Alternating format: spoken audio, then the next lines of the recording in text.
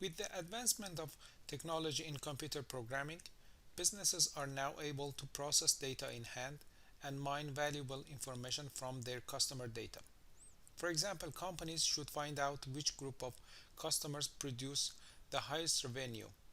Organizations should implement security measures to protect this kind of valuable information, but at the same time, they have to provide some of this information to their employees, customers, and partners, which will put critical information in danger.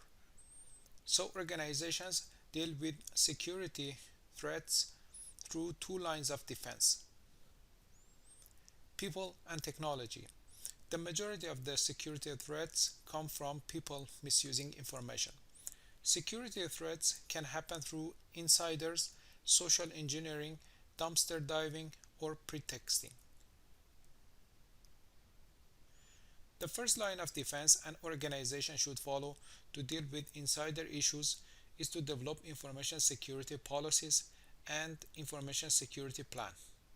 Information security policies identify the rules required to maintain information security.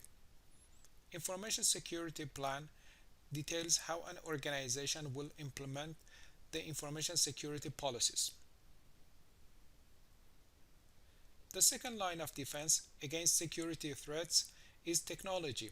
Three areas of technology in defense against attacks are authentication and authorization,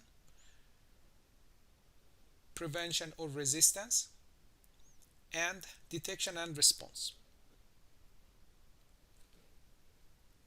Identity theft is the forging of someone's identity for fraud.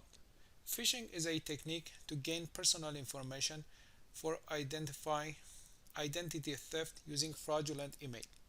Farming reroutes requests for legitimate websites to false websites.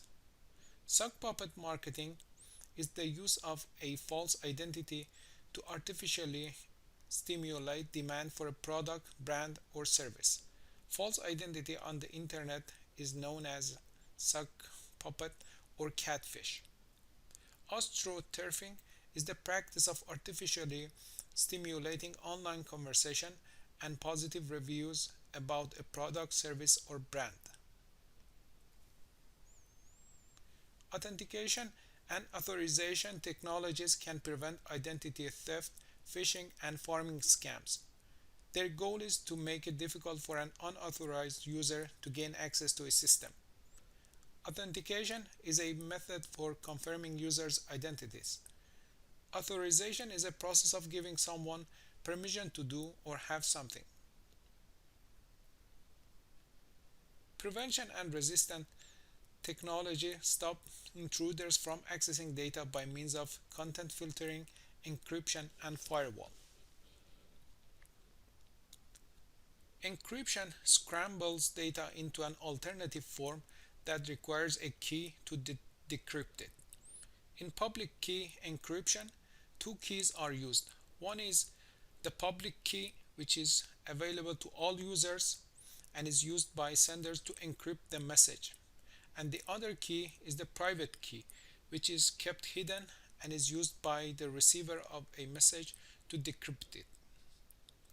A certificate authority is a trusted third party such as Verizon that validates user identities through digital certificates. A digital certificate is a data file that identifies users online. One of the most common defense for preventing a security breach is a firewall. A firewall is a hardware or software system that guards a private network by analyzing incoming and outgoing information for identifying legitimate from malicious messages. This picture shows how a firewall lies between a server and the internet to protect the server from threats. It acts like a gatekeeper which denies access requests from suspicious sources. Firewall does not guarantee 100% security, so additional security technologies such as antivirus and anti-spyware must be used too. If prevention and resistance technologies fail and there is a security breach, an organization can use detection and response technologies to mitigate the damage. Intrusion detection software, or IDS, features full-time monitoring tools that search for patterns in network traffic to identify intruders.